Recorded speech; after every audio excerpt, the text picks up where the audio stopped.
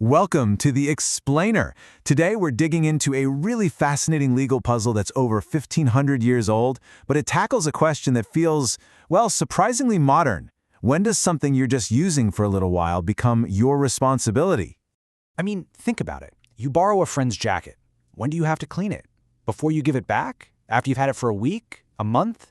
At what point does that temporary use create a real sense of obligation? This might sound like a pretty simple, everyday dilemma, but it's a question that ancient scholars debated with, just incredible precision.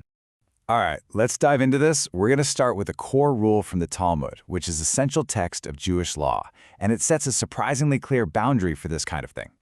So this rule is about a talit, or a four-cornered cloak, and the biblical requirement to attach these special ritual fringes, called tzitzit, to it. The big question is, if the cloak isn't actually yours, do you have to be the one to add them? And the answer is, well, it all comes down to time. For that first month, the cloak is still considered the owner's problem, But once you cross that 30-day line, that obligation, it flips over to you, the borrower. And this isn't some kind of slow, gradual shift either. It's a really hard line. For 29 days, nope, not your problem. But on day 30, bam, a legal switch just flips. The temporary user is now treated as if they have some kind of ownership, at least when it comes to this one specific obligation. Now, to really hammer this 30-day principle home, the Talmud brings in a proof from a totally different part of life. We're not talking about what you wear anymore, but where you live. And what's amazing is that the exact same 30-day logic applies.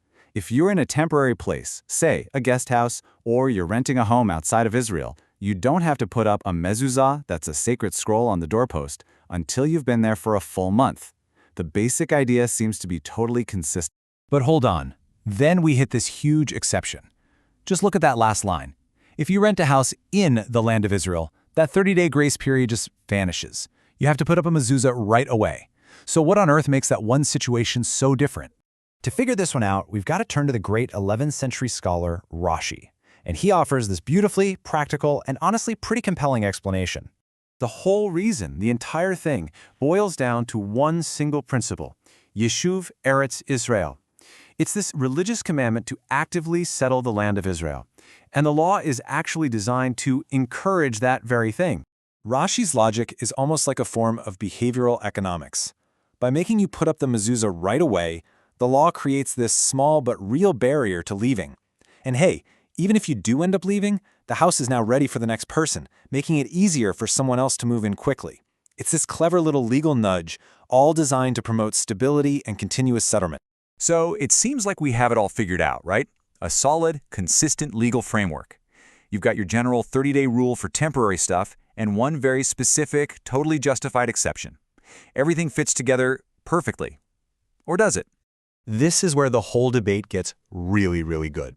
Because about a century after Rashi, a group of medieval commentators known as the Tosafot, they took a hard look at this entire structure, and they spotted what they thought was a huge logical flaw in the original comparison.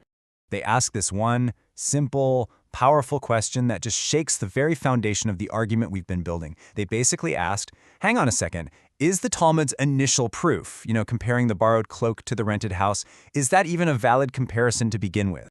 And here is the massive problem they found. The obligation to put a mezuzah on your house, that's a biblical command that applies to the person living there, doesn't matter if they own it or rent it. But the obligation for tzitzit on your garment, biblically, that only applies to a garment you actually own. The 30-day rule for a borrowed cloak, that came later. It's a rabbinic rule, not a biblical one. So now we've got a serious problem for the Talmud's original proof. You're comparing apples and oranges. Since their legal sources are totally different, you can't logically use a biblical law about a house to prove a point about a rabbinic rule on a borrowed cloak. The whole analogy, it just seems to fall apart. So what happens when a foundational proof gets challenged like this? Do they just throw the whole thing out? No way.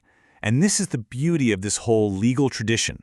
The Tosafot, they don't just poke holes in the argument. They immediately start proposing solutions to try and fix the logic.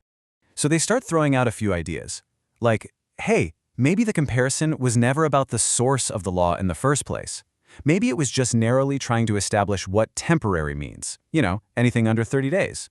Or, another idea. Perhaps, just for this specific comparison, we should think of the renter's mezuzah obligation as being rabbinic, too. That would make it a fair comparison again. And this is what's so incredible to me. What we've just walked through is basically a perfect little snapshot of thousands of years of legal debate. A rule is stated, a proof is brought to support it, and then, centuries later, that proof gets stress-tested, questioned, and refined by new minds. It's a living, breathing conversation that stretches across generations. It's just a powerful reminder that this line between temporary use and real responsibility, between a place you just visit and a place you actually call home, has been debated for centuries.